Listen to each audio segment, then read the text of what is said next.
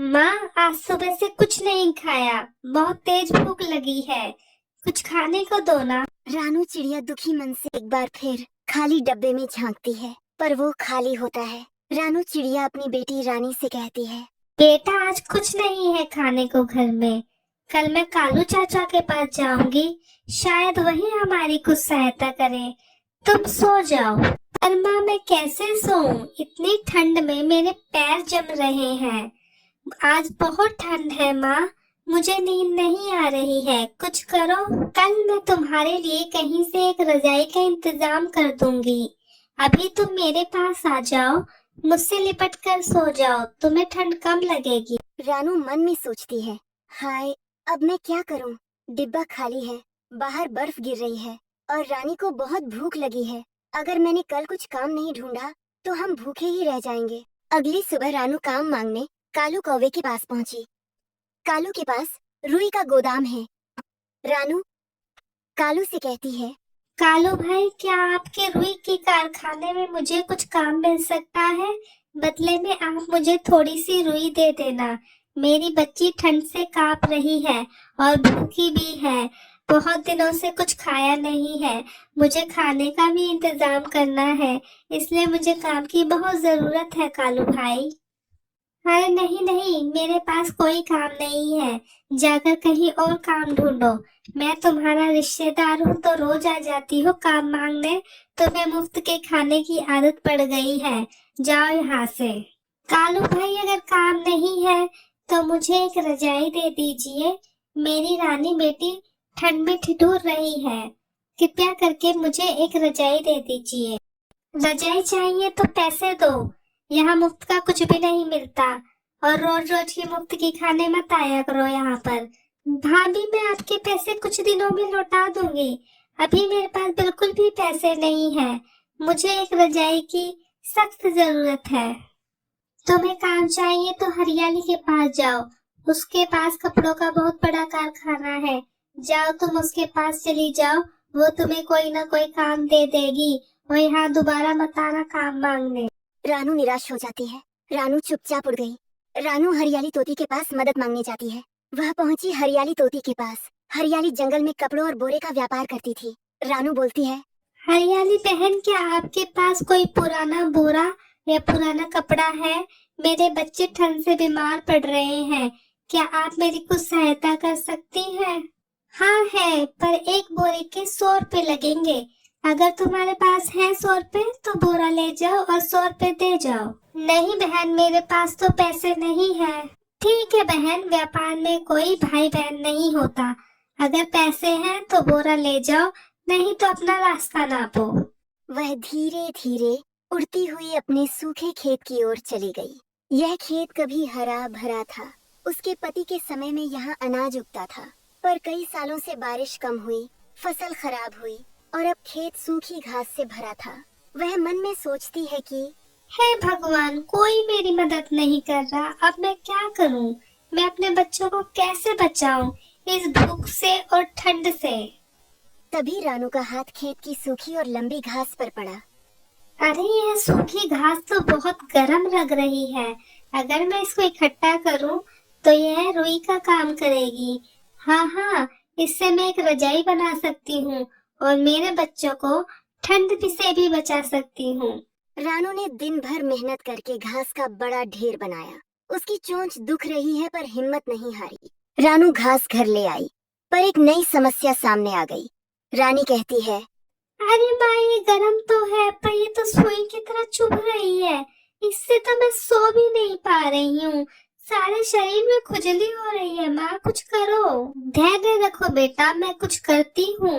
यह घास और मेरी मेहनत बेकार नहीं जाएगी। अभी मैं कुछ सोचती हूँ। रानू कुछ और सोचती है। रानू ने अपनी माँ का पुराना मलमल का दुपट्टा निकाला।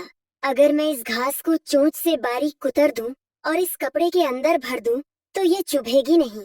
हाँ, यही रास्ता है। रानू पूरी रात जाकर घास को बारीक काटती रही और कपड़े में भरती रही। बस थोड़ा सा और सीना बाकी है।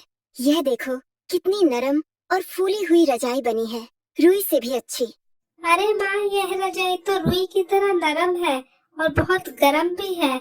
अब मुझे बिल्कुल ठंड नहीं लग रही है। आप तो बहुत अच्छी माँ हो। हाँ बेटा, अब हम ऐसी सस्ती सस्ती रजाई बनाएंगे और पूरे जंगल को बेचेंगे, ताकि गरीब लोगों को सस्ती रजाइयाँ मिल सके और वो हमारी तरह ठंड से बच सके। कुछ ही दिनों में उसने 2 और रजाइयां बना लीं। फिर उसके मन में एक विचार आया, अगर ये रजाइयां हमें बचा सकती है तो औरों को भी बचा सकती है। रानू ने बाजार में घास की रजाई बेचना शुरू किया। रजाई ले लो रजाई, सस्ती गरम और नरम रजाई। रजाई ले लो रजाई, इस ठंड से बचने का सबसे सस्ता उपाय। घास और फूस की बनी हुई रजाई, इस दुनिया की सबसे सस्ती रजाई। अरे रानू, क्या कर रही है? घास और फूस की रजाई बेच रही है। लोग यहाँ मखमली रजाई लेने आते हैं, ना कि ये कचरा लेने आते हैं। चल फुट यहाँ से। अरे ओ रानू, तू क्या सोच रही है? लोग तेरी घास फूस की रजाई खरीदेंगे, तू इन रजाई को बेचकर अमीर हो जाएगी। लोग तो सिर्फ मखमली रजाई खरीदेंगे, वो भी हमारी खरीदेंगे। जा यहाँ से, कहीं और लगा अपने ये कचरे की दुकान। बहन, ये कचरा नहीं है, ये मेरी मेहनत से बनाई हुई रजाई है। इसको मैंने अपनी कड़ी मेहनत से बनाया है और मुझे अपनी मेहनत पर पूरा भरोसा है। सूरज ढल रहा था। रानू की आंखों में आंसू थे, पर वो डटी रही। तभी एक बूढ़ा कबूतर जो ठंड से बुरी तरह कांप रहा था, रानू के ठेले के पास आकर रुक गया। बेटी, क्या यह रजाई सच में गरम, नरम और सस्ती है? मेरे पास इतने पैसे नहीं हैं कि मैं कालू की दुकान से महंगी रजाइयाँ ले सकूं।